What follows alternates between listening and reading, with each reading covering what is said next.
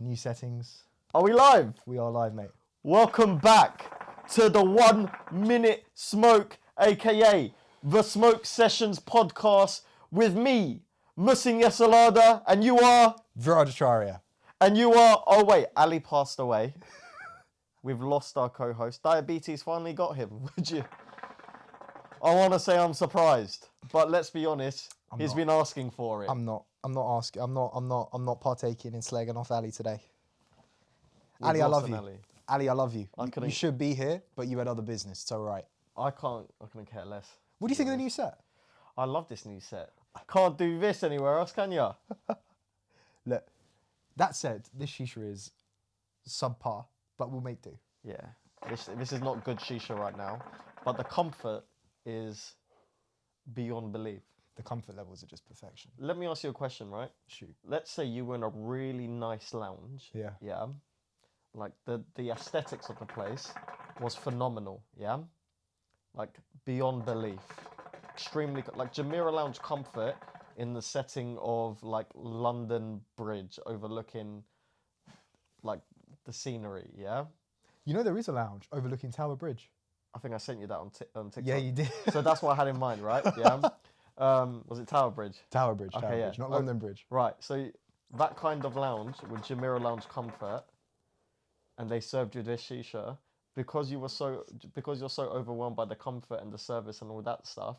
You wouldn't care. You wouldn't even. Do you think you'd even notice like how bad this shisha is right now? You wouldn't, would you? I'm gonna wake up tomorrow with the most disgusting headache. Oh, I'm already feeling lightheaded because of this shisha. So, for the record, Mushin made the shisha today. And Mushin hasn't made a shisha in how long? 47 years. 47 years. Because you're 47 years old with your receding hairline of yours. I'm 48. See, I don't have a receding hairline because you couldn't tell. You don't have a receding hairline. It's receded.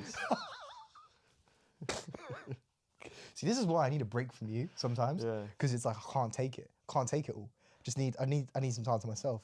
Because I talk to you day in, day out, 24/7, 365, and Mushin is full on. Do I hurt your feelings? Nah. Are you sure? Good. Because Farhan once said to me, it was like, oh, you can be kind of harsh on Viraj sometimes. And I was like, I hope he knows I'm joking. Well, yeah, but we've established that. Because you can take it. And as long as someone's able to take it and dish it out, I've got no problem. Okay, good. It's if it's one way. Yeah. Because I can't remember if he told me you said that, or if he told me himself. Oh no, he told me he said that. And I was there like, damn, am I mean to my friends? And I was like, I am mean to my friends, but I'm only mean to my friends because they're terrible people. We're not terrible people, miss. You are a bad person. Are you doing this whole like terrible means good thing at the moment? No. Like so Digga D. if I told the world about who you really are, okay, don't do that. You'd be cancelled so fast.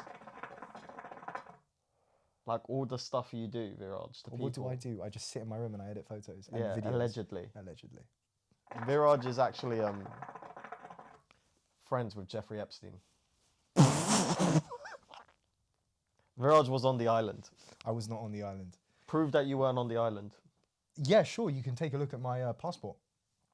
You don't know Viraj. Okay. Do you really think going to his island, you need to stamp a passport? Yep. No, you bloody don't. 100%. You've got to get close to his island. Where was his island? Okay, let me tell you guys a story. So Viraj has a really big back garden. Big enough to land a plane, a small plane. You could have landed a plane in that garden, Once right? upon a time. Yeah, so the plane would pick him up, take him to the island. It was him, Bill Clinton, Donald Trump, and Jeffrey Epstein. And they'd hang out on this island, and Viraj would do unspeakable things, and then come back. No, this is not true. Under any circumstances.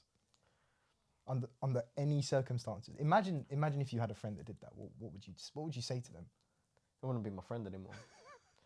The only reason I'm still friends with you after everything you've done is you're really good at this podcasting stuff. So it's worthwhile keeping you around. We're good. We come in and we can just set up sets. Look at this. Right? Oh, nice. It looks like a studio. We are portable. We have proven today that we are portable. Absolutely. We make do. 1 week goes out, we've had shisha. 1 week, we don't have shisha, the next week we do. 1 week we don't have a shisha lounge to go to, we make do. 1 week we have a slowly dying from diabetes co-host. And the next week we do not. He's gone. He's gone. R.I.P. Ali. Last week, yeah, who was our friend that you were talking about? What friend? I was editing the reels and stuff, and the guy at the start, this whole podcast was in name of him. Who was he? Oh, no one. I was just talking shit. Mate, because I was watching and I was What like, did I name him? I've got no. I'll send you the content, but I don't know his name. He passed away. He passed away, and you went on for 5 minutes. Your ability to shit talk is impeccable. Shall I tell you what happened today? Come on. I got in a fight. You're not going to believe this, right? So I went to Tesco. Yeah. I was minding my own business, right? Uh-huh. I'm looking for dishwasher tablets for my mum. Yeah. Right? Just a mundane task. And this woman comes up to me and she goes, "You're him, aren't you?" And I was like, "I don't know who you mean." She was like, "You're that guy from the telly." I was like, "What are you on about?"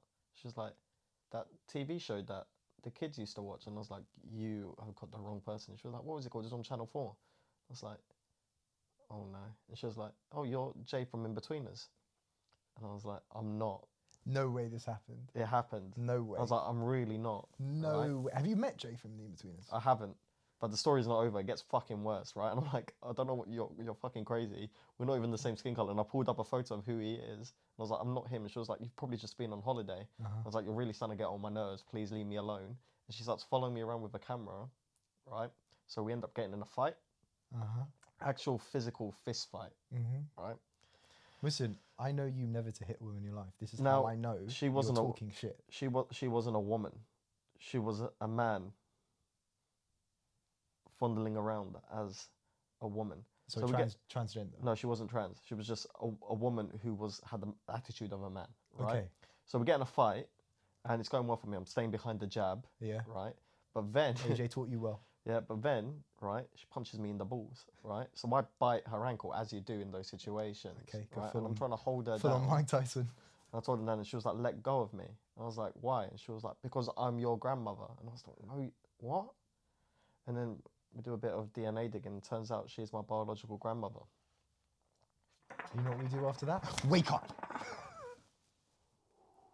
True story. Okay. Do you believe me? No, absolutely not. No, it's a true story.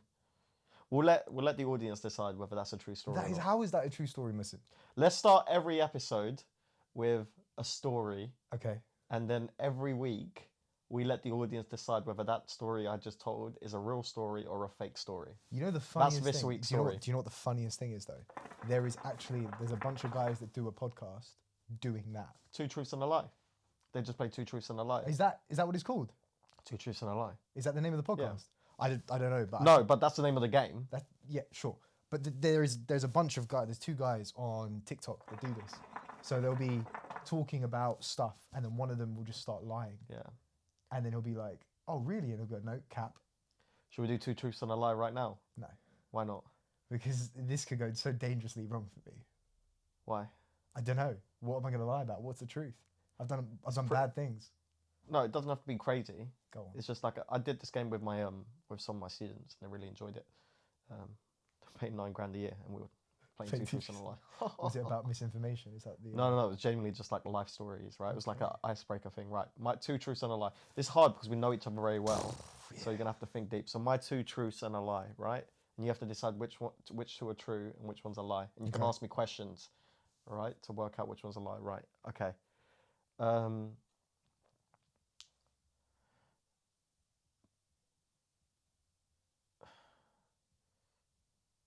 I flopped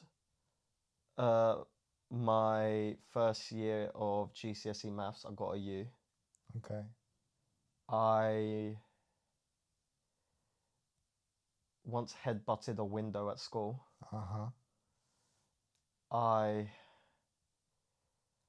It's hard because you know me so well. I once snuck my pet into school for the day and got excluded.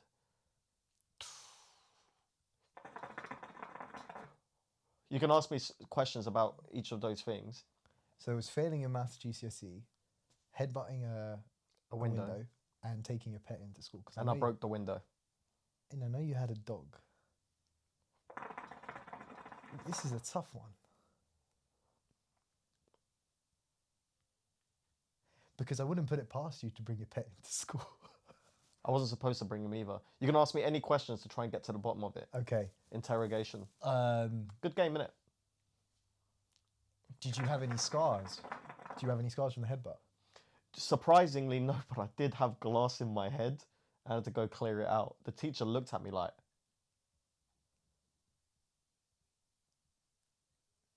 I think you failed. No, I think the lie... Can you ask more questions? No, I think the lie is bringing your pet into school and getting expelled.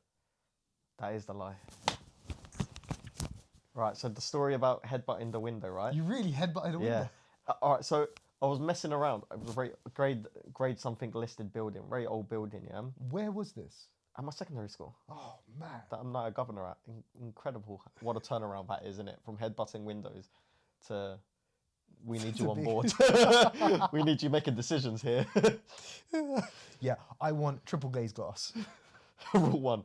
They've got a new building now where it's probably a bit harder to headbutt the window. Yeah, there's a lot of glass in there, though. Yeah, but if you smash through double glazed windows, you've got a hard head.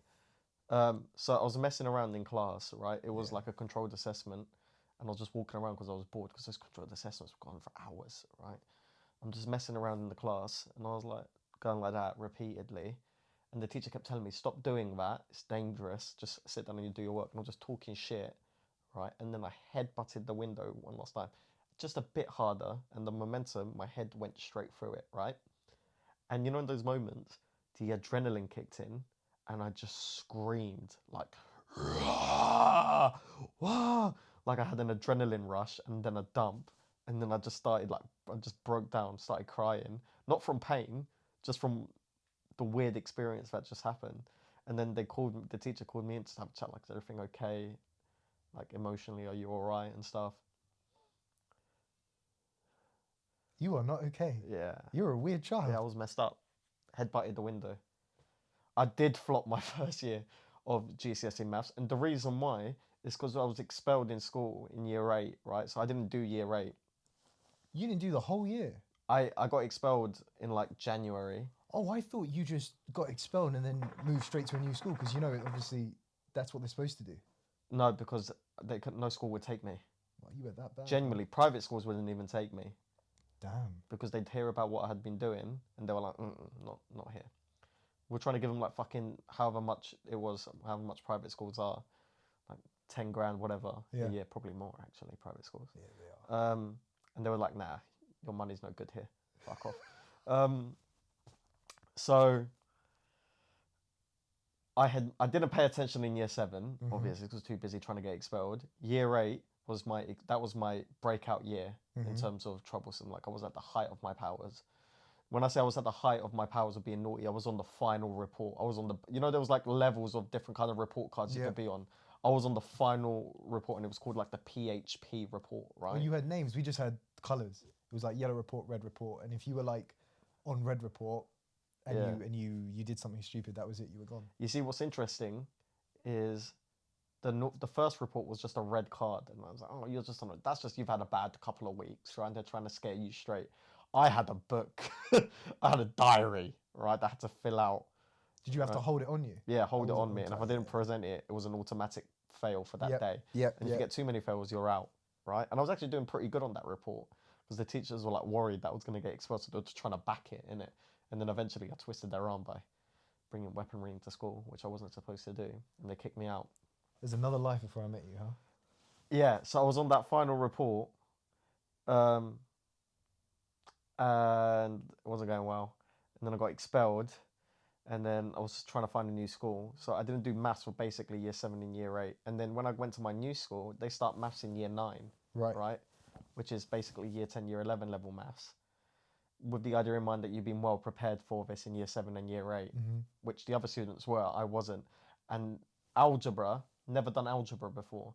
So suddenly there are letters in maths, which I have never accounted for.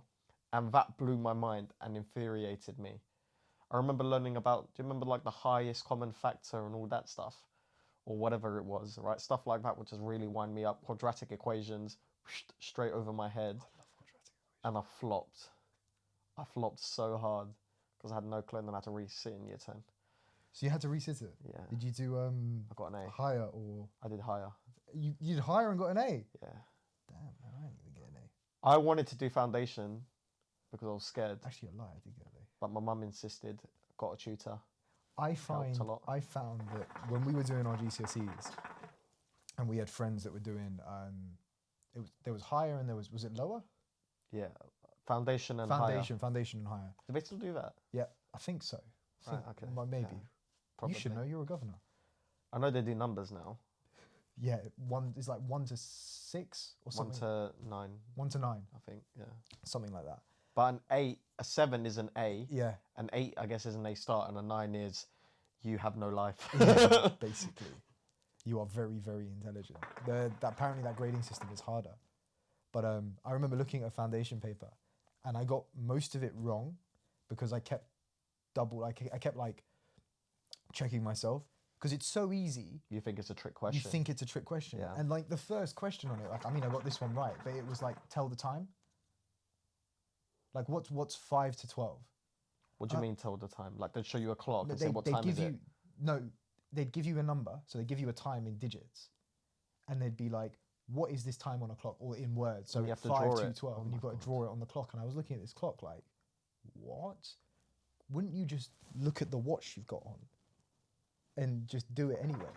That was the ludicrous thing to me.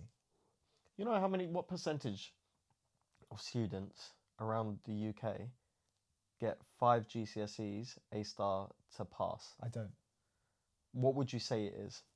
5 GCSEs, so you're talking maths, English, the science, Yeah, 5. humanity, and 5 is what is the marker of success for. It's one of the markers of success for a school. So that's how they measure success in a school. What percentage of students are getting 5 past GCSEs, past GCSEs, upon leaving the school? What percentage of students in the UK do you reckon are getting that? 5 GCSEs, probably like 70%. It's under 50%. Under 50%. Last time I checked, that might be different now. It's a long time ago I checked this, but last time I checked, it was under 50% of people are leaving with 5 GCSEs. Mad, innit? How many GCSEs did you do? I did 11. I did 13. Yeah. I did advanced, not advanced. I did. Looking back, it's a bit unnecessary, isn't it? I did a sped up PE course just for the shits and giggles because I thought that it was cool, and then I realised that actually it was just a big waste of time. I wonder how much Oxbridge look at your GCSEs. I don't think they do that much. I think they just want 7. I think 7 is the magic number. If you have 7 A's, I don't think they care if you got 7 A's or 10 A's. Oxbridge, a lot of it comes down to, well, I don't know if this is true or not, but who you know, because you can have one thing that's supposedly sways an interview is if you're an alumni or you've got some sort of alumni. Surely, yeah. Vouching for you. I applied for Cambridge and I didn't get in. No, but to this day, I feel hard done by that because I was predicted 2 A stars and 2 A's. Yeah. And my college was fucking terrible. The average grade at my college was a D. But why did you want to go to Cambridge so badly? The course was good and it was just an indication of how far I'd come. It was more what going there would represent more than going there itself. Because I'd been expelled. I think one of the reasons why I'm doing a PhD is because it's kind of been like a chip on my shoulder from being expelled.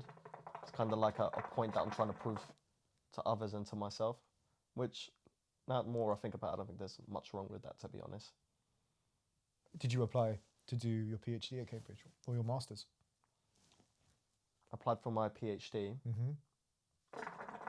And the guy told me to reapply next year because he thought it'd be more relevant for my research. Well, you just didn't want to wait, is that why you did it anyway? Yeah, but doing it at Bristol is still great, and Steve's great, so Big up it worked Bristol. out. Big up Steve Lewandowski for the PhD spot. Or could we get him on the podcast? Could do, actually. That'd be He won't very come here. We'll go down to Bristol and do it because we move. Imagine we got him to do shisha. I'm going to ask him. Yeah, why not? That'd be interesting. We could do a whole thing on misinformation without me talking about it.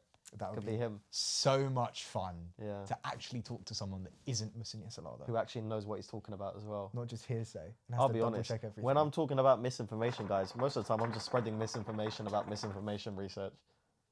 You do fact check yourself, which is quite funny. You should fact check yourself, yeah.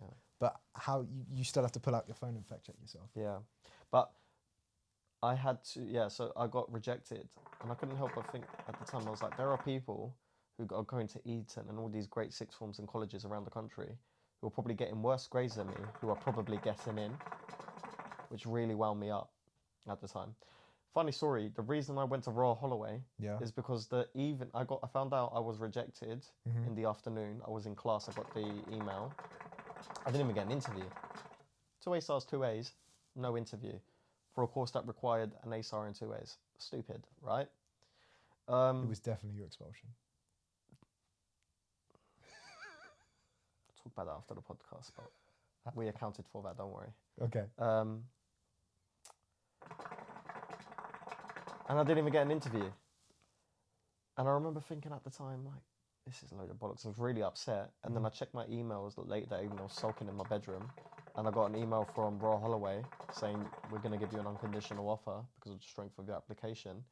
I hadn't even looked at what Royal Holloway looked like, right? I knew nothing about it. Did you even know where it was? I found out. I checked and then I looked up Royal Holloway, looked at a few pictures, looked at its league table ranking, and I was like, I'm just going to go there. Those league table rankings don't mean shit. At the time, you think they mean everything, but they change every year, so how stable of a measure is it? I remember it changed whilst we were at the university, and we like, on our group chat, people were like, oh, Viraj, like, your thingy's in the top 10 now. And I was like, yeah, but it's cool. Who cares? Especially what we do. It doesn't really matter. I mean, sure, when we were both doing degrees, well, you're still an academic. It means something to the people in there, but in the grand scheme of things, it's just a league table. I don't even put my A levels on my CV anymore. They're not on my CV. Mine are right at the bottom. Yeah, I feel like at this point, after you've done a master's and you're doing a PhD, they can probably assume that you've got GCSEs and some sort of qualifications. If you're doing a PhD, then yes, I would assume redundant. So. It does. And also, if you're doing a master's, I think I'd keep them on. Like someone with a high level of experience in the industry, for example, your dad doesn't need to put his GCSEs and A levels there anymore. My dad actually has a working CV. Right. That's basically, he's got two. So he's got the one that he updates constantly, and then he's got this fat one that's like 6 pages long. Of everything. Of just everything he's done in detail. And he's like, I remember him saying to me and showing me this process of doing it all, and I was like, this is insane. This is basically your life. And he's like, yeah. It's incredible because he can only explain certain things, and then obviously you lose your memory after a while. You forget certain nuances. And you read through this thing, you're like, you've actually done so much. Yeah, over 30 years. It's incredible. Yeah. And some of the projects he's worked on and things he's worked on are just insane. Like some of it I can't talk about, but... How old's your dad? My dad is 54 next year, I think. So he's had a 30-year career. Yeah, you're going to do a lot in fact. Think how much we've done in 3 years. Now times that by fucking 10. Well, I haven't done a lot in 3 years. In terms of job, in terms of like standard career, I haven't done a lot. But in terms of life experience, I've got a lot. There's no such thing as a standard career anymore. How many people are having standard careers these days? Especially in the creative space. But I think that's the exception to the rule, though. You find a lot of the people we talk to, as we're making friends that are creatives and people doing creative shit, whether it's podcast, influencing, making clothes, running brands, things like that. There is a whole bundle of people that actually just want a normal career. I think that's fine. I think that's really cool if that's what you want. In these creative kind of roles and spaces and jobs, it is very much a bubble. It's not like a normal job at all. Because you can call me 1 o'clock on a Tuesday afternoon and I can't be like, I don't have to be like, I'll call you on my lunch break. I think work from home has made that a lot better as well. People are more flexible with their time because of working from home. And more often than not, hopefully jobs are open to that, of people working on other ventures, then they can get the best out of their employees. I like that. I like the whole work from home thing. I think it works really nicely. Like I don't have to travel up to Colindale to go to work every single day. I've just got to do it once a week. And we knock out 2 birds with one stone. We come and record the podcast, and then the rest of it I'm able to work from home. And instead of commuting back, wasting time, I've got basically another 2 hours of my day to work out, edit the podcast, do other bits related to 1 Minute Smoke, other ventures that I've got going on, take calls, things like that. Network. I think one of the things I don't do being career driven is I don't do enough networking. So getting out there and talking to people and you know, making connections and building bridges basically is something I need to do more of, not just through an online domain. Mm-hmm. So you can text someone, but it's not the same as actually meeting them in person. It's funny you say that. I've been thinking recently we should probably get back on Clubhouse. Maybe. Do you know why? Why? We found so many great people on Clubhouse. Yeah. Made some great friends. Like Faraz, we consider a very good friend now. Yeah. A very nice guy. And we met so many interesting people through it. Imagine we just stuck to it. We'd met so many more people, but we didn't. And now we have the opportunity of mobilizing those connections quicker. We had to wait so long to meet our Clubhouse friends. True. But it served a purpose during the lockdown. To be perfectly honest, it probably gave us the foundation of a lot of the things that we've done. Yeah. The ideas, just talking to people, coming up with concepts and just learning about what they do. Take, for instance... It's very inspiring as well. So inspiring. Some of the people that do incredible things. We've got friends that run clothing brands. We've got others that influence, others that work on whole, you know, bigger than themselves, like a Rouge, right? Being done with diversity. You've got Kunal that basically runs a fitness brand from home. Yeah. It doesn't actually do any personal training sessions. He does them all online, and that's his business model, which is incredible. K-Mac Fitness. You've got Faraz that does a whole bundle of different things. Who else have we got? Why hasn't Faraz... Faraz is so close to where we do this podcast. Yeah, I know. He could come tonight, really. He could, but he'd have to get on a plane to come here because he's in a different country at the moment. Oh, yeah. He's on holiday. With his missus, yeah. Okay. He's relaxing. Get him on that plane. Faraz, the holiday's over. We've got a podcast to film. He'd be down. He'd love it. Right, Faraz, it's a message to all of our friends who are in love, right? I don't care if you're in love, right? I don't care if you're happy. When we call you to do a podcast, just come, right? Don't care if you're in... Where is he? America, right? You can go to America anytime. But the Smoke Sessions podcast is the place to be. If Joe Rogan called you right now and said, come on the podcast, you'd get on that plane. It's the same thing with the Smoke Sessions podcast. You get on that plane. Do you prefer... I don't know what kind of ad read that was. But... podcasts in person or podcasts that are like video interviews? Oh, this is way better. Way better. Zoom podcasts feel like job interviews. They do. I don't like them. 6 months of that, they really do. You can't gauge a person. You can't feel them out because there's that second lag, which, although it might seem small when you say it a second, what does that really mean? You can say something and you don't get their emotion straight away. I say something that pisses you off, I know, there and then. You've got an attitude change. There's a feeling in the air. Don't get that on a Zoom. Should we try right now? Go on. I really wish your beard was longer. Have you seen photos of me when my beard was longer? You let me out the house. I was showing Ali yesterday. You let me out the house looking like a madman. It's better like that. No, Mussin, it's not. It is. Mussin, it's not. Viraj, it is. Have you... No. You've got to go back. It's horrible. No. Mussin, you can't. I think it looks tremendous. Are you crazy? I look like a terrorist bomber. Okay, stigmatization. I do. Okay, yes, I'm being very judgmental. I am. A large amount of terrorist attacks are committed by far-right extremist groups, whereas not just Islamist groups. Sorry, I was... And I think in this day and age, where you would say that. You see, cancel Viraj Achaya right now. I've been telling you guys. I did not look Jeffrey good. Epstein's best mate. No, absolutely not. I did not look good. And you let me go out looking like that. I should have listened to my mum. It doesn't even load. That's how bad it is. Your beard, when it was that long, was a statement. No, it's too big. You know how cool it is that you're 23 years old, bald with a big beard like that? That's a boss move. Thank you very much. And I think you're underestimating the power of it. You could be the beard guy. I was in the gym yesterday, and this guy, chatting to this guy, he was talking about getting life together. And I was like, oh, you're doing well for yourself. You know, you got your own brand, you got 9 to 5, you look good, you're working out.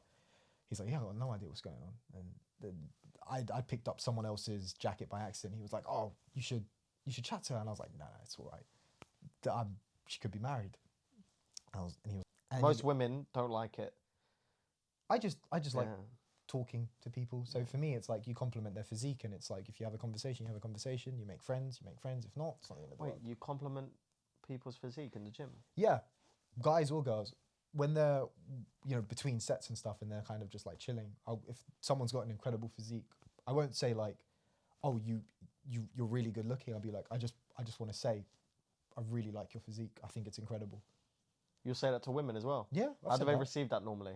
Most of them are fine with it, because you're not. Have you ever had any awkward like thank yous? No. Really? I've someone was doing hip thrusts, and my message would probably spin your jaw if you said that to her. Yeah, this is why I don't talk to Khadija. Yeah. I just sit in a room. When she's here, I just stay silent.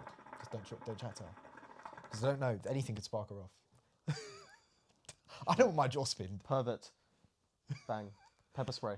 But most of them take it quite kindly, because it's like you're complimenting the thing that they're there to do.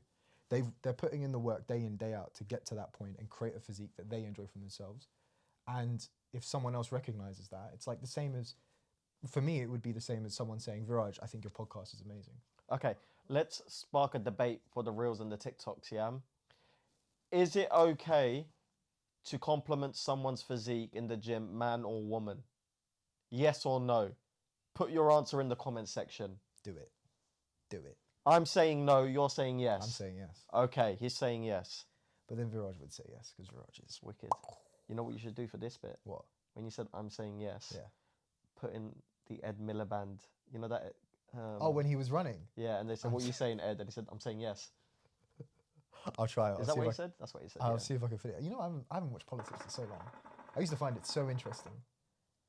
I do think, though, the House of Lords and the House of Parliament in the UK is basically like children's play. Do you want to hear something interesting that you might not be aware of? You know John Bercow? No. Order. Oh, yes. Order. Yes. Order. Do you know what he does these days? No. He's a lecturer at Royal Holloway. Really? He lectures. He's a guest lecturer. He's a frequent guest lecturer at Royal Holloway. What does he lecture in? Politics? He teaches. He has his own lecture in a module at Royal Holloway. No way. In politics, yeah. He teaches a class. I would go in just to listen to him. That's all the students. All the students who don't turn up. Suddenly there's 200 people there like, yeah, I actually really love politics, even though they've got like 10% attendance. University, you can get away with so much.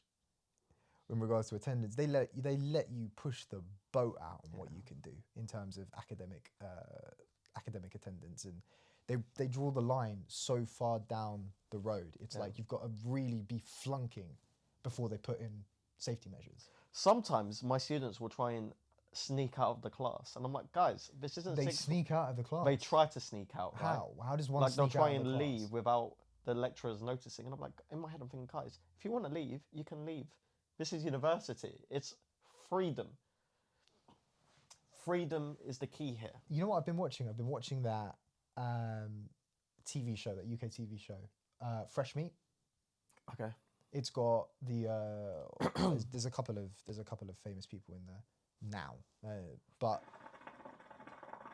it's about their uni experience in Manchester. It's a house, uni halls, and there's the 3 years together, and the things that go on, all the different relationships, all the people from different backgrounds. You've got the posh guy, you've got the individual that's come in from the army, you've got the guy that's been there for like 3 years, just redoing his undergrad on different degrees and just changing before the finals. You've got the really like insecure ones, and you've got the really outgoing ones, and they're all stuck in this house together.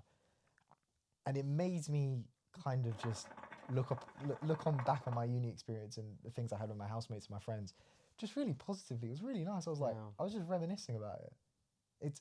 Uni's a great time. It is. It's just a shame sometimes when the academic platform or the academic, domain that you're walking into, whether for me doesn't fulfill you. Doesn't fulfill you. Yeah. A lot of students have that experience. I think when I speak to my students and people, not even just my students, other people who are going through the university experience, because I've been in the university realm for so long now, like 7 years. Yeah. As a student and as a teacher, I've kind of seen every type of student. So when I hear people's experiences, the things they're going through, I've seen that story before. So when someone says, I'm really stressed, I'm not enjoying my course, this and that, I've seen this story play out before. I've seen people who've had similar experiences before, and it's kind of interesting because I can tell you the ending of this story now, if you like. I can let you just find out for yourself, or any experience. Have you said that to someone and they go, "I want to know the ending"? I haven't said that to someone because I feel like saying that to them, it's their experience at the end of the day. And for them, it's a unique experience, and it's kind of patronizing to say that to them in the moment when they're going through it. Right. Because to them, it's a unique experience. But they don't realize is there's loads of people going through the exact same thing and have done before them.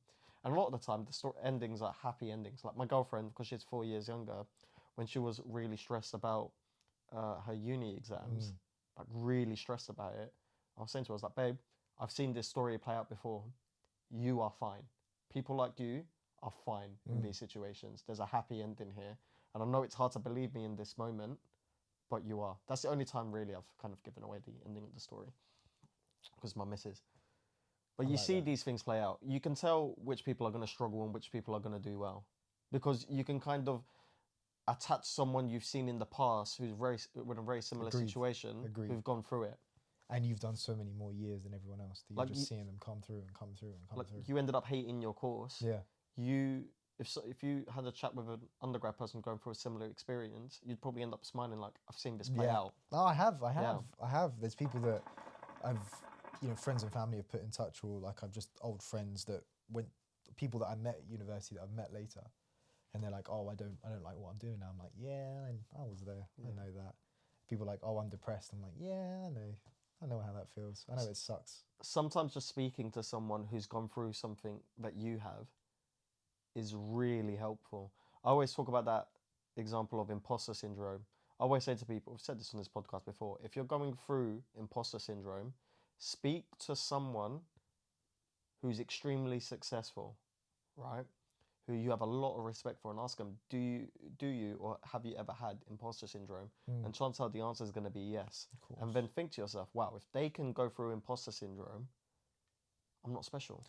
There's nothing wrong with me. Everyone puts their best foot forward. Everyone on social media, in life, or tries to in life at least, right? And so you only get the best version of them. A lot of the time you try and get people see the best version of yourself, or you trying to be the best version of yourself. They don't see the background of it all. Uni, that it's like that on steroids, because everyone's trying to please. A lot of the time, everyone's going into this new environment, and you're trying to please the lecturers. You're trying to please your new friends. You're trying to make friends. You're trying to not make enemies, and so you don't really kind of get to know people until probably like the third year, when they start falling into the lull of, oh, you're my mate now, it's all good. When you went for that big birthday dinner at Piccolino's, what year was that? That was year 2. Second year. Right, so you remember that? Well, so I'm going to make a point about it now, right? So this is a prime example of kind of how university and life works throughout the years, I reckon. How many people were at your second year of university birthday dinner? 31. 31 people. We just had a dinner for your birthday. How many people were there?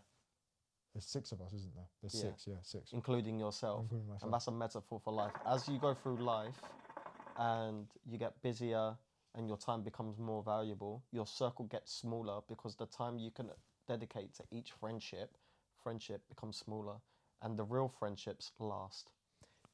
True. I agree with that up to a point though. I think that you do have to put the work into relationships. So you do have to message people, even though they might not message you back, if you want to maintain a relationship. But you get that choice. And that's the way that I operate now. It's like, if I want a relationship with someone, whether it's my high school friends, whether it's my sixth form friends, whether it's my uni mates, if I want a relationship, I will reach out. If I don't want a relationship, I won't reach out. But it's not that I don't like you. It's just that we've parted ways, but you're still good. Like, it's all love still. If you walk back into my life, I'm still going to talk to you like we were just talking yesterday at uni or something. But again, to my point, as time goes on and you get busier, because you allocate your time to yourself. You got to make yourself more efficient. You don't have time to water all of those relationships. Now you probably only have time to water 4 or 5 of them at most. And that's just the reality of it.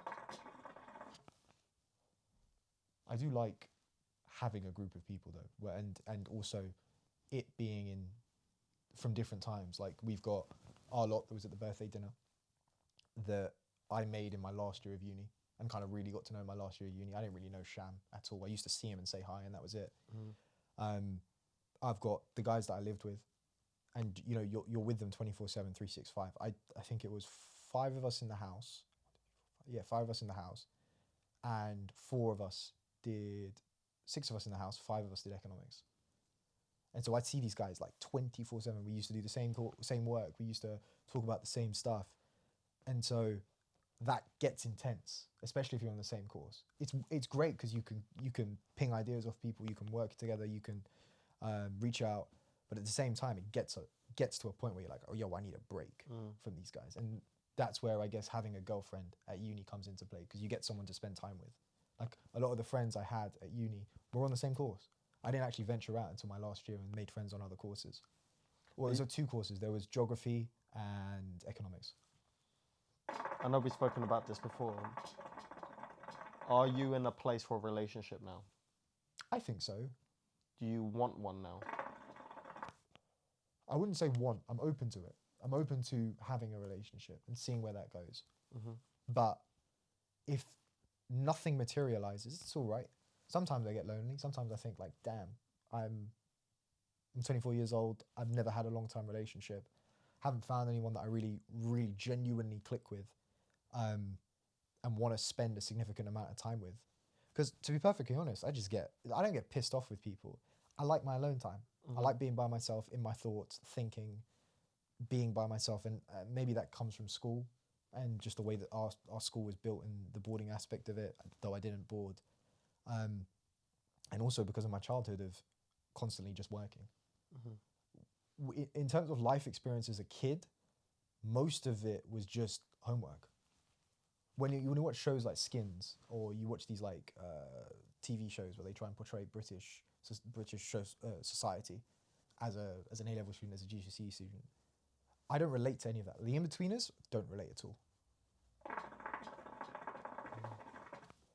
I had a conversation about this with my housemates, and they were like, "What, are you mad? How can you not relate to that?" I was like, for some reason I can't. Maybe I just didn't see it. Maybe it was like that and I just stayed out of it. Because I was so focused on just trying to get good grades. That's all it was. You're the rare one, because I feel like most young guys our age relate to the in-betweeners, because everyone in their life has a Simon, has a Neil, has a Jay. I was always Jay, obviously. The In-Betweeners was such a perfect show because it really summed up what it was to be growing up in a secondary school around that time. And because you were a busybody trying to learn, I guess that means you were Will. Yeah, I guess so. Yeah, you were the Will. I guess so. And Will wouldn't know that he's in the In-Betweeners, would he? So for that reason, I will. That's why you don't relate to being in the In-Betweeners, because you were Will at school. You're too busy trying to learn, licking the teacher's bum. I was a good student, I think. Would you say you were a bum lick? Nah. You didn't lick the teacher's bum? I tried to keep a fine line of being cool and actually getting good grades. You know, one time I broke into the staff room through the window and had lunch with the teaching assistants, because there were like these young women, like university students, I guess. That's mad. Yeah, and the headmaster walked in and I had my feet up on the table just talking, and they were laughing their ass. They probably got in so much trouble for that, for letting me climb in through the window. How old are you? Year 10, I would say. So young. In the staff room at ours, supposedly, when prefects ran, when you had the whole prefect running at the end of the year with like year 11 for sixth form, and head boy and head girl, they had like a board up of all the applicants. And when it came to head boy and head girl, or deputy head boy and head girl, they would vote. The teachers would go into the staff room and vote. No one ever saw this board, but there was this rumor that it existed. Right, probably didn't. Probably didn't, but for some reason I do believe it did. Right. Because a lot of teachers would talk about it. Be like, oh yeah, I want him to win. Everyone had their candidate. And I remember fuck it. I went for my head boy interview. I had a really great guy in the year above me. His name was Harry Avis. And this was my head boy interview with the deputy head, the head, and the head of sixth form. And me and my head of sixth form were tight. Like, I got on with her, she got on with me. I was in her classes. I was doing well in her classes, so that was like, okay, cool, I've got that. It's just a matter of getting the head on my side and the deputy head. And I remember going in, and I had these. For some reason, I just didn't think I looked good, so I was like to Harry, with the same size shoes, can I borrow your shoes? And he was like, yeah, say no more, it's fine. So he gave me these loafers. Yeah, and I remember just strutting in, being like, feeling like $1 million. Did my interview, went out, thought I crushed it. Get back, and everyone's going through their interviews that day. So when I went to chat to whoever was next, they were asking me like, oh, what did they ask? And I was like, very much like, yeah, sure, I'll tell you, it's no big deal. They asked these questions. This is the kind of layout of the room. You sit on this side, they sit on that side. It's not deep. You'll be fine. And when the results came out, there was another candidate that was running as well. Really, really intellectual kid. Like, had everything going for him. Like, purpose built for Cambridge and Oxford. I think he ended up going to Imperial. Incredibly smart. And he came up to our head of year and was like, I want to recount. I ended up getting it. And he went up to our head of year and he was like, I want to recount. I want to recount on the votes. He Donald Trumped it. Yeah. Didn't get the recount. My head of year laughed him off. He was like, there was only 12 legal votes. But yeah, I never actually spoke to him in person about it. Oh, he tried to Donald Trump. But yeah, it was mad. I found out from a good friend of mine that was like, yeah, this happened. I was like, oh, wow. For our head boy thing, the students would vote. So my brother... That's what we wanted. Yeah. That's what I wanted. I wanted the kids to vote. The students would vote, which would be an issue because it would probably just become a massive popularity contest. So my brother bribed the lower years. No way. He promised them each like a $5 or something. And then he never paid. Of course, it's like that, man. Vote for my brother, I'm also going to kill you. Vote for my brother, I'll give you £5. And then he'll be like, where's my £5? Yeah, and? And he won. I'm pretty sure he won, yeah. Bless him. Brilliant. Did it hold weight? Did the students' vote have any weight in the... What do you mean? In the results? So did they have like an allocation in terms of the weight of their vote? Did it hold any It was weight? only the students who would vote. The teachers wouldn't get a say. Teachers didn't get a say. So it was a big popularity contest. Yeah, it was a massive popularity contest. When I applied or when I knew that I was going to be in the running for head boy, there was two things that were kind of distinctive. One, I didn't start at the end of the year. I was friends with the head boy at the time, and I basically got him to kind of groom me for head boy. So I didn't become buddy with him, but like I would ask him for tips and tricks and be like, what about this? What about that? And he'd be like, yeah, you got to do this there, you got to do that there. And I was like, okay, cool. But another one of the things was, if I didn't get head boy, I wasn't going to be a prefect. I wasn't going to be deputy head. It was all or nothing. It's crazy how at the time that felt like everything to you. It was all I wanted. Yeah. That was it. And now, looking back, it's like... Now I look back on it, and yeah, sure. When I go back to school and the teacher's like, oh, did you used to come here? I just point at the board and be like, yeah. That's me. That's me. It's me up there. Board. I left my mark. Literally, I left my mark. But really, well and truly, I didn't get much of a say. No, you don't. It was more of a figurehead role. You turn up at events, but the networking aspect of it was brilliant because you met so many great people. I met the MP for our local area. Was he answered? No, it was lovely. He seemed all right. Yeah. He was a conservative. Bastard. He is Emily Blunt, the actress's uncle.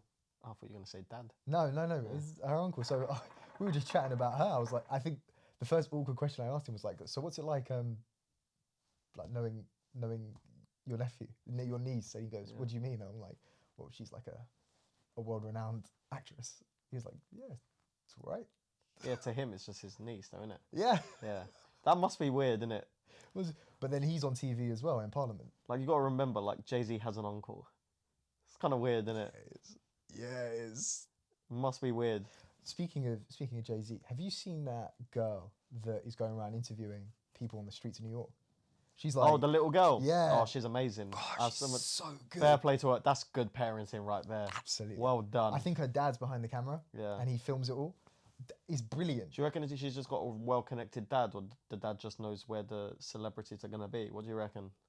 I think it's a bit of both, of finding out where these people are, but also reaching out. Yeah. And because she's got so many big celebrities and big people now, It's like now she said, become the a Shark thing. Tank, Jay-Z, I think she got Nas as well. Yeah. It's just become a thing where it's like, oh, she's doing it. And she doesn't sit down with them. It's like Jay-Z's coming out of a hotel, and it was just under some scaffolding. What advice do you have for kids who want to be as successful like you? It's brilliant. It's a good question. He repeated himself though. He said, "Work hard twice," and I was like, "God's sake, Jay-Z, give us something a bit more nuanced." I love Jay-Z's. Just whenever he talks, I love it. What impressions can you do? Can you do any impressions? I got my Harris impression. That's terrible. Yada yada yada yada yada. Conor McGregor. That is a terrible impression. How is that a terrible impression? Top of the morning to you. No, that's awful. I can't do any other ones. Can you do any celebrity impressions? Nah, I can't do any celebrity impressions. I think I can do a good Batman. Do you want to hear my Batman impression? Which Batman though? Ben Affleck, Christian Bale, or Keaton? Christian Bale. Yeah, shall I do it? Go on. I'm Batman. I think that was good. I used to be able to do a good. Was that Bane. good? Yeah, it wasn't bad. Yeah. I'm Batman. Was it Bane? Yeah. The bad guy. I was really born in the dark. I was born in the dark. You really adopted the dark. That's good, but it kind of looked a bit disturbing. But you've got to do the hands over the mouth, because otherwise, and then the tentacles or whatever it is, the air system. It's Tom Hardy, right? Yeah, it's Tom Hardy. Tom Hardy's a good actor.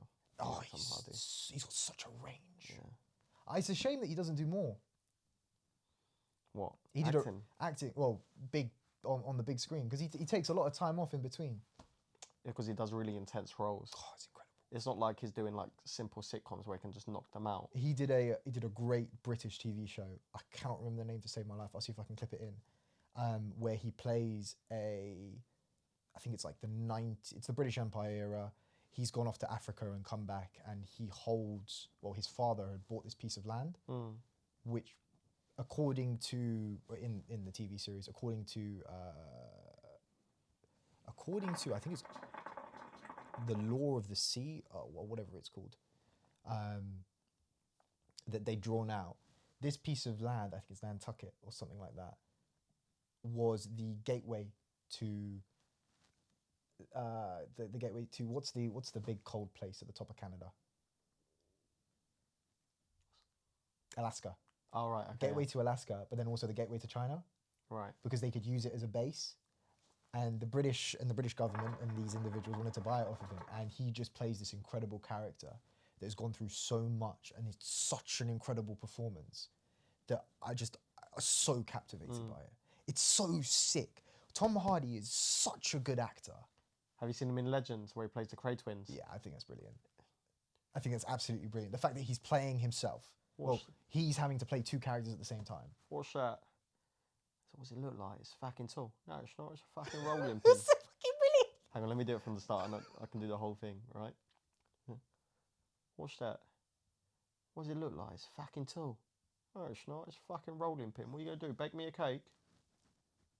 Rod. A bunch of rules. A waste of my time, right? No, I'm leaving. I'm not having it, right? A shoot at is a fucking shoot at. Like a question. Then he walks out. Yeah. I love the scene when they're in the pub. Hang on, it gets better. Well, looks like your brother's abandoned you, Reg. No, he's just generally disappointed in you. That's such a great That's a wicked scene, isn't it? And he's where he's got the two, what has he got in his hand? 2 guns. Yeah, no, it looks like guns, but they're not guns. I don't know. But he sticks them up in the jacket and he's like, shootouts, a fucking shootout. And then Reg goes, I've got a little joke for you. Do you want to hear it? Yeah, go on. Right. Okay, it goes like this. Paranoid schizophrenic walks into a bar. Comes up, batters him. Wicked. Oh, it's such a great scene. You know, it's all one shot, which is brilliant. You know what's an underrated line in that film? Go the on. opening line from Reggie's wife, right? Everyone's got a story about the Krays. Because it's true. Ask anyone who grew up in the East End of London, they're all pretty old now, right? Like my uncle, my mum, right? Those people who grew up in the East End of London in the 70s, 80s, 60s, They all reckon they knew the Krays. All of them. All of them have their Kray twin story about how they saw him in a bar once and they had a chat with him and how lovely they were. People talk about the Krays like it was like the good old days. Oh, the Krays, they were so lovely, you know. Say what you want, right? Yeah, they did some terrible things, but they respected their mum. Like, they respected mumsy. It's all good. Like, it's like, mate. Why don't you do impressions in your comedy? I do impressions in my comedy. Yeah, but not like that. Well, I don't have any jokes about the Kray twins. Yeah, but you could work in your East London accent. Because it's good. Oh, shit. What's your fucking look like? It's fucking tall. Oh, it's fucking rolling. That bit, then. Yeah. I do that well, innit? Fucking brilliant. Fucking brilliant. Oh. You do, bake me a cake. I love that line. Oh, it's a good. I might go home and watch that later or this weekend. Oh man, we really jump on topics here, don't we? Oh, it's such a good film. I love the whole story about the Kray twins and like everyone's little anecdotes about how they met and once. No, you didn't. Even my uncle's got this story. He goes, my uncle reckons he used to drink with him in a bar, right? Which but people know what they look like, right? Yeah. But no, it's not the thing. It's about like how everyone who grew up in that era reckons they were pals with him, right? So my uncle said, I used to drink with him in a bar. And the translation of that story probably is, he was once in a pub and one of them walked in, right? That's probably the reality of the story. I had a pint with Kray. Ronnie Kray. Hang on, should we get my mum in? Go on. Mum! Anne! Shall I go get her? Go on. Bring her in. Viraj will keep us occupied until that point. Where is my tip? So, ladies and gentlemen, this has now become the Smoke Sessions podcast with just Viraj. Mushin shisha is surprisingly terrible today. But how are you guys doing? Are you liking this content? Are you not liking this content? I think it's nice. I think I like the new set. You let us know what you think. Because, you know, we're men of the people. Smoke Sessions is about being a part of something bigger and being able to talk about the things that we don't talk about and stick in group chats or only talk to friends when we're in a shisha lounge, and it's like, whew, it's what's nice about us, right? And she doesn't want to be involved. Oh. She's hating life. What you were know you why saying? she doesn't want to be involved? Why? Because the Krays might come after her. They're fucking dead. They're grandchildren. What's that? You look like fucking tall. Oh, it's a fucking rolling pin. What you do? Bake me a cake. I'm going to bake you a cake. That's probably one of my best impressions, the Kray twins. I do a good Ron Kray. What else have you got in the bag? What else can I do? Box of tricks. Give me someone and I'll try to do them. Can you do Liam Neeson in Taken? Nah. Can't do that. I will find you. It's got a bit of like a turkey. Nah, it's not there. Who else is there? Who's got a really distinct accent? I can do a good Mickey Mouse. Can you? Hi kids! Huh? That's good, isn't it? Yeah, don't ever do that again. Hi kids! Don't ever do that again. Don't Hey, stop. Hey Viraj! Why don't you come over here and get on your knees? Stop. Stop. Come on, Viraj! Yeah, don't do that. Let's Don't ever do that in public.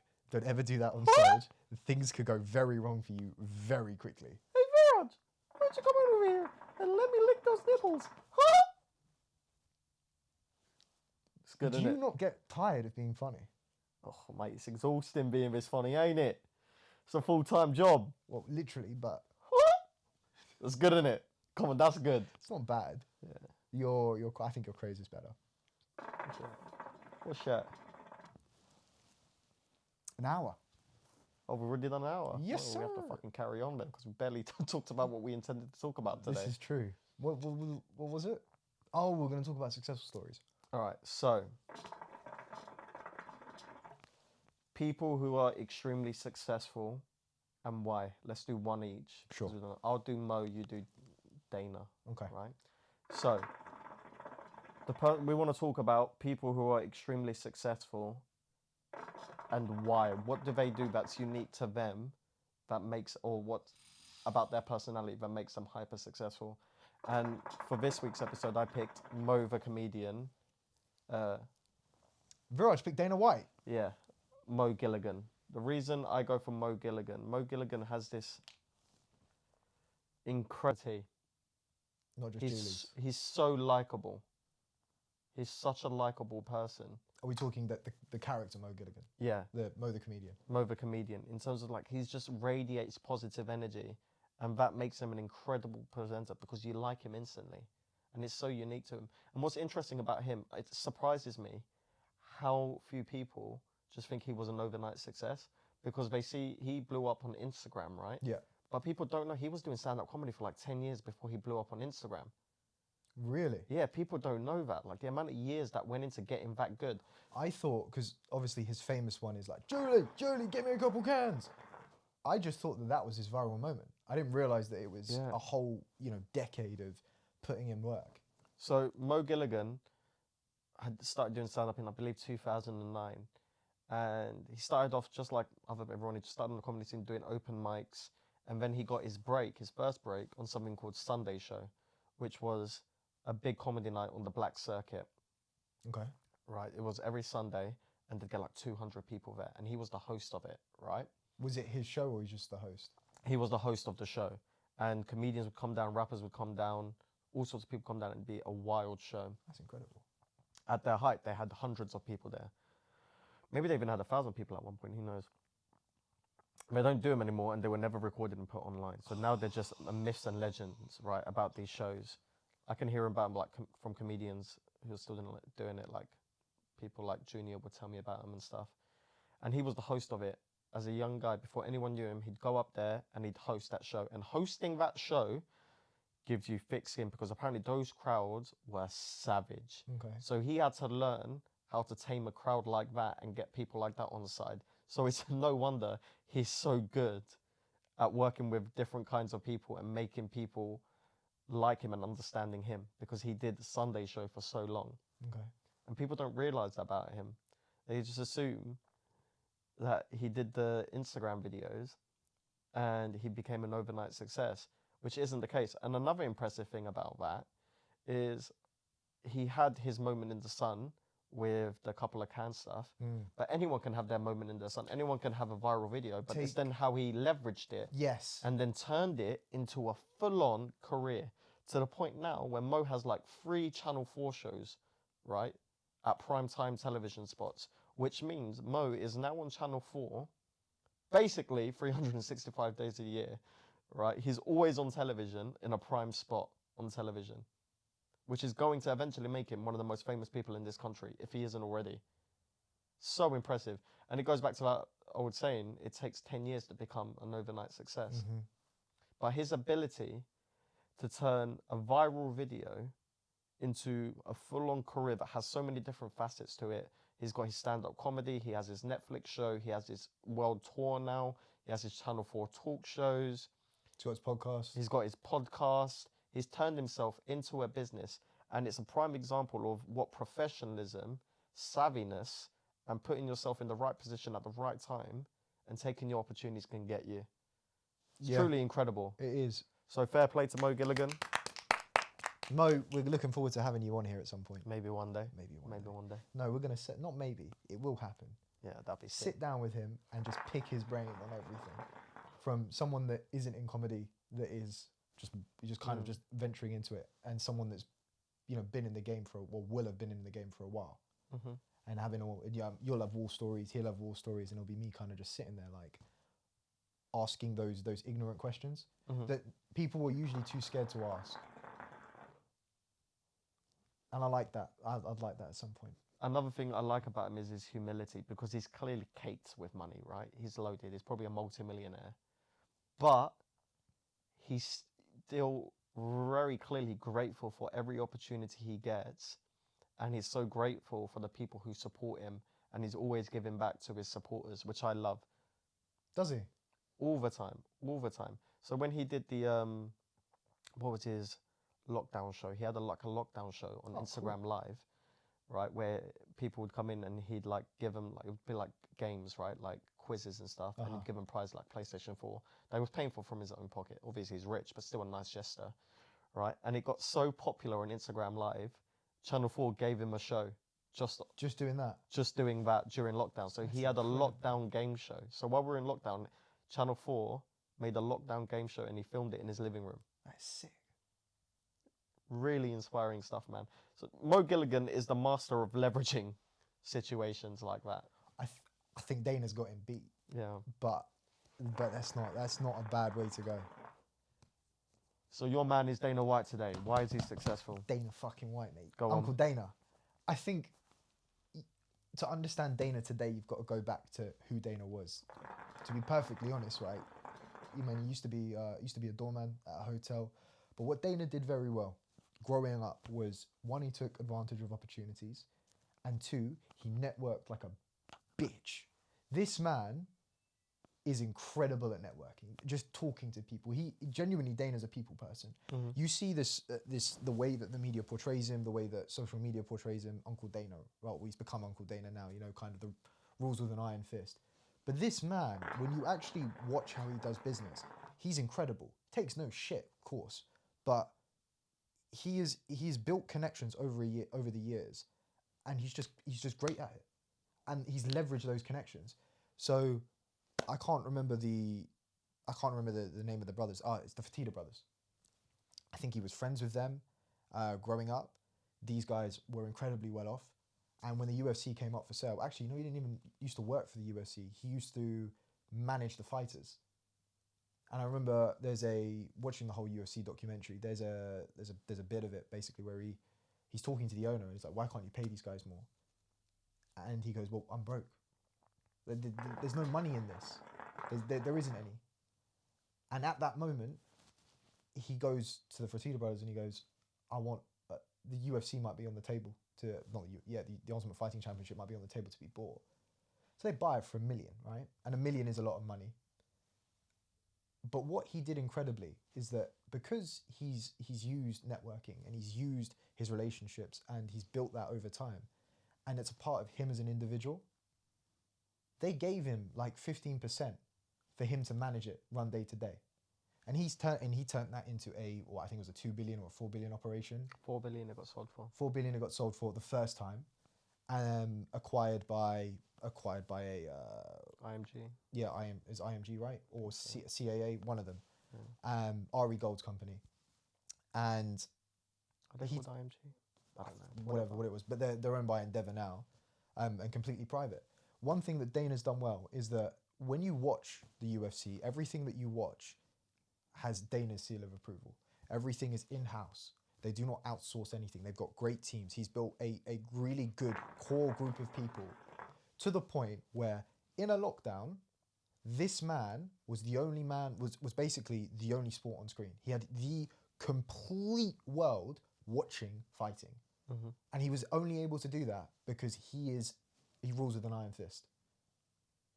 And he was able to put it on when there's a problem, he finds a solution.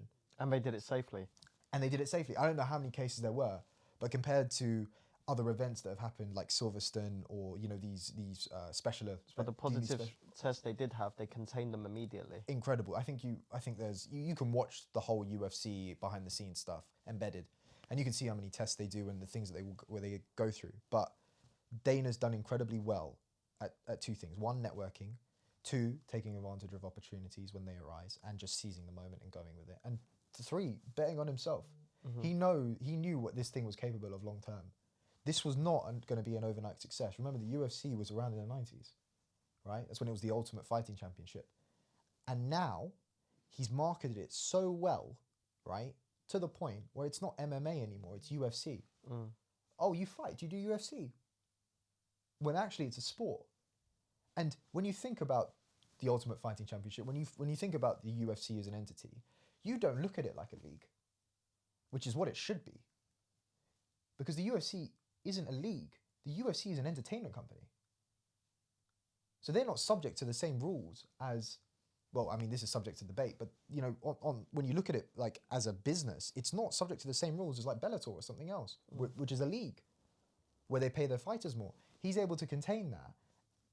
And you see through the media, you think you see what these fighters are paid. They're given behind the scenes, and he looks after his people, right? And sure, there'll be people that say they don't and whatever, but I truly believe that if you watch and you look at the UFC business model, it's incredible. Now, who's trying to copy it? Eddie Hearn. Dana's built over 20 years the biggest sport on the planet. It's got the biggest upside. You know why? Football, you still need a ball, and you still need 2 goalposts, and whatever it is, right? Or 4 goalposts. Basketball, you need a net. You know, hockey, you need a goal and a puck and some sticks. UFC, don't need anything. MMA, you need your fists. That's it. It's intrinsic to our DNA as humans, and that is why he's put all his cards in one, and he's realised, and he hasn't leveraged a sport. He hasn't leveraged an opportunity. He hasn't just leveraged an opportunity that's arisen. He's leveraged human DNA when you really think about it. And that's what separates him from the rest. Because that man is working 24/7. He will pick up a phone call any time of the night. You see, well, he says it, but this is all hearsay, but the man works like a monster. Does not stop. 24/7, 365. And he's able to do whatever he wants. He can build he can build a hotel in Las Vegas. They have all of these incredible plans. Why? Because he's networked, he's leveraged opportunities, and he's betting himself. And he's taken advantage of the scene that he's created. And he controls it. That's why the UFC is able to do what they can do. That's why F1 was able to do what they could do when Bernie Ecclestone and all of the craziness that happened then. Because one man ruled with an iron fist. And that's what Dana does so well. That's why he was able to put on events during lockdown. And that's why I think he's an incredible, successful business person. And surprisingly humble. He's just a kid out of Boston, isn't he? Supports the Patriots. He's like you and me. It's just that he's worth a couple billion or 100 million. To your point about leveraging relationships, even his relationship with the Nelk boys, Full Send, it's very clever because now you're... Oh, my dad's coming. Mashallah. Hello. How are you? Yeah, not too bad yourself. I'm well, thank you. I'm well. We're filming right now. You're on camera. You're on a podcast right now. Do you want to come in and wave at the camera? No, I'm not. Okay. You sure? Yeah. Is that work? Yeah. We're literally in the middle of a podcast right now. Baba, do you not see the camera? It's a... What do you think's happening right now? What do you think? We just set these up for a conversation. I don't know. It looks like you're having a nice time. We are. This is how Gen Z and millennials make livings. Okay. We just film ourselves and talk. Yeah. I'll see you soon. You really had a hard time believing that we were actually filming right now. I love it. He doesn't care. He doesn't give a shit. It's his house. He's doing what he wants. Yeah. The other day, so for those of you who don't know, I played a prank on my parents the other day. I told them that me and my missus had got engaged, and I sent a picture of some random woman's hand with an engagement ring on it, right? And when I came home, my dad was like, "So you're engaged?" And I was like, "Yeah." And he was like, "It's good." And then he turned around. Didn't ask me to leave, didn't say congratulations, he went, "It's good." And then carried on doing whatever he was doing. Your dad's built different. Just doesn't care. Your dad's built He just different. said, "It is good." And then turned back around. What did your mum say? She was gassed until she found out it was all a big lie. Why didn't you go and actually shop for engagement rings? I'm not getting engaged, Viraj. Yeah, but just for the fun of it. No. Shits and gigs. No. Too young. Too sexy. No, you're not too sexy. Really attractive. You're not. You need to lose some weight first, mate. Otherwise, you're going to die of diabetes like Ali. Nah, I'm in the best shape of my life. Listen, let's be perfectly honest. You need to look at your photos and realise that you're a little bit... Peak Mushin was like 2 summers ago. I have no complaints from the missus. She likes it. So it's relationship weight. Yeah, she's fattening me up on purpose, I reckon, so I don't leave. She's going to put you in an oven and roast you like a chicken. Yeah, medium rare. Turkey. Right, should we wrap this up? Ladies and gentlemen, thank you very much for listening to another episode of Smoke Sessions. Your host, Muhsin and Viraj Acharya. Like, subscribe, you little bastards. Dear, Ali's For God's sake, just subscribe to our channel. We work very hard to make this. And if you don't subscribe, right, Viraj is going to come to your house while you sleep. I'm not going to do that.